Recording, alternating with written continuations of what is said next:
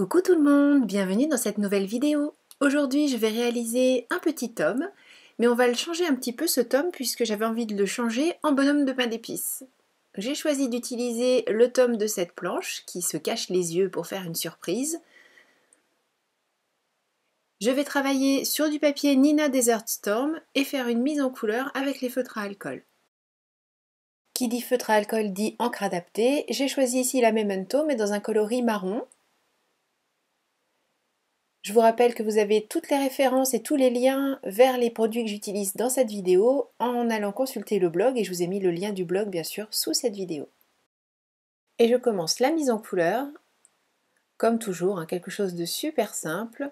Je fais mon aplat de la couleur principale et ensuite je fais les dégradés, soit directement sur le papier, soit en utilisant la technique du crayonnage de l'encre la plus foncée sur ma plaque de verre et je la prélève avec l'autre crayon.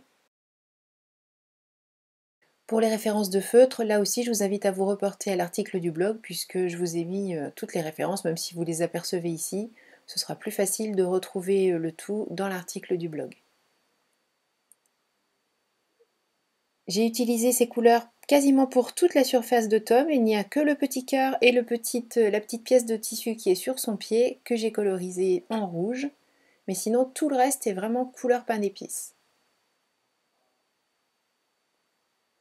Pour choisir mes couleurs de feutre, très souvent je me réfère à mon nuancier. Et bien sûr, j'ai fait un nuancier sur du Nina blanc et un autre sur le Nina de cette couleur, le Desert Storm, puisque les couleurs de feutre ne vont pas du tout réagir de la même manière avec ce papier plus foncé, enfin carrément plus foncé puisque l'autre est blanc.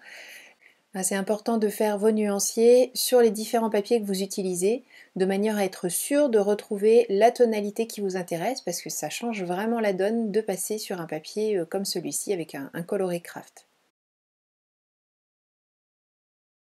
La mise en couleur est tellement rapide que c'est déjà quasiment terminé, je n'ai plus que les pièces rouges à faire, et pour les ombrer, plutôt que de prendre un rouge plus foncé, je prélève le marron qui reste sur ma plaque, et j'ombre mon rouge avec ce marron.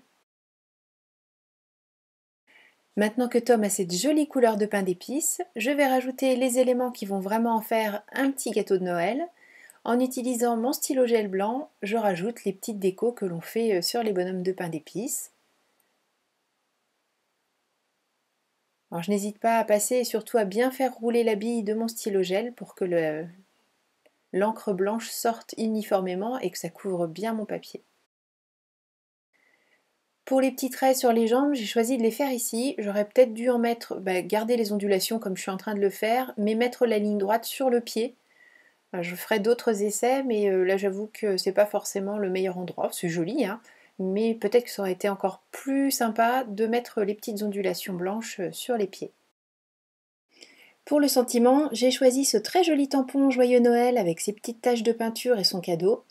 Alors moi j'ai l'ancienne version, celle en caoutchouc rouge, mais dès la semaine prochaine, il sera disponible dans le même caoutchouc que Tom que vous voyez juste en dessous. Et vous aussi, vous pourrez tamponner ce magnifique sentiment. Vraiment j'adore ces petites taches. Bon, je crois qu'il y a 98% des scrapeuses qui aiment mettre des petites taches. C'est rigolo, on essaie de faire un travail super propre, mais on adore rajouter des petites taches. Faut pas chercher docteur.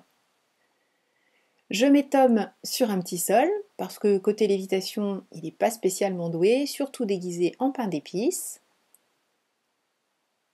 Et pour le protéger et créer tout un petit fond autour de lui, j'ai découpé un masque.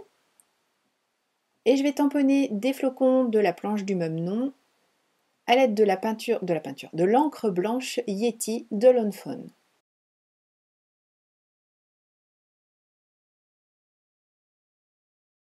Je vais mater cette réalisation en la collant sur un papier, c'est du papier Maya, aussi bien pour celui-ci que pour l'autre d'ailleurs. J'ai choisi de réaliser ici un premier matage avec une bordure très très fine.